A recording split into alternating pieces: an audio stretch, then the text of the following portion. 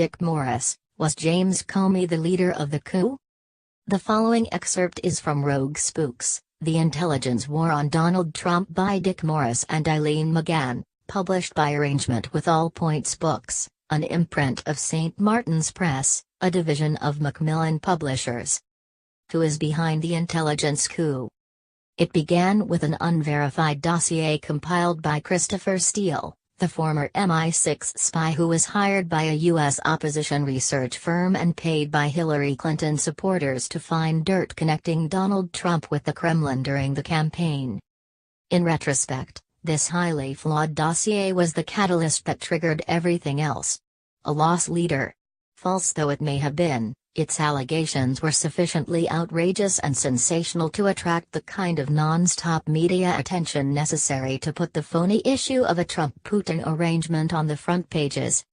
We still don't know who was behind the dossier. We don't know the identities of the Hillary supporters who paid for it. More important, we don't know who actually made up the allegations that have been proven false and were passed to Steele. Who went to all that trouble? It seems unlikely that the Russians would implicate themselves, but they certainly might have. Was it rogue British, and/or U.S. spooks? Spies from other countries? The Democratic, Hillary Clinton supporters? Political operatives? If Steele played the main role in assembling the dossier, who brought it to the public's attention? There were a number of people who definitely helped out. But more than anyone else, it was former FBI Director James Comey who insisted on bringing the unsubstantiated document to the attention of President Obama and congressional leaders, which ultimately led to its widespread publication. And he, more than anyone else, knew how unreliable the document was, but he passed it on anyway. The FBI had actually offered to pay Steele $50,000 to help them verify the allegations in the dossier. They ended up paying him expenses, while he was still working for the Hillary supporters right in the middle of the campaign. When the New York Times reported that anonymous government officials alleged that Trump campaign associates had repeated contacts with Russian intelligence, Comey stayed on the sidelines and didn't correct or clarify the story. Did the FBI know that the story wasn't true? According to the White House, it was Comey's deputy, Andrew McCabe, who had assured Trump's chief of staff that the Times story was BS but who later reportedly said, "We'd love to help but we can't get into the position of making statements on every story." So, with no comment from the FBI, the claims that Trump aides were frequently in touch with Russian intelligence entered into the bloodstream of the Trump-Russia storyline. And, knowing that Trump was not under investigation, Comey deliberately leaked his own memos about his private meetings with President Trump, no doubt expecting they would trigger the appointment of a special prosecutor. He succeeded. Why was Comey so invested in the anti-Trump dossier? And how did his relationships with others help kickstart this massive investigation that got so out of hand and so off track? There is little doubt that Comey has an exalted self-image. Does he think he is the last good man on earth? Sometimes it looks like that. Others in Washington may wallow in half-truths, evasions, and corruption, but sometimes it seems that Comey believes he stands like a beacon above them all, a model of honesty and integrity. Is he really that, or is he a headline hunter? Comey seems addicted to the limelight. His career has been a parade of revolving headlines, always with Comey center stage, accompanied by an adrenaline rush from the publicity and controversy. To the outside observer, he looks like he's suffering from an inside-the-beltway strain of attention deficit disorder, ADD. When he doesn't get enough attention, he becomes disordered. Don't get between Comey and a camera. How the coup is unfolding.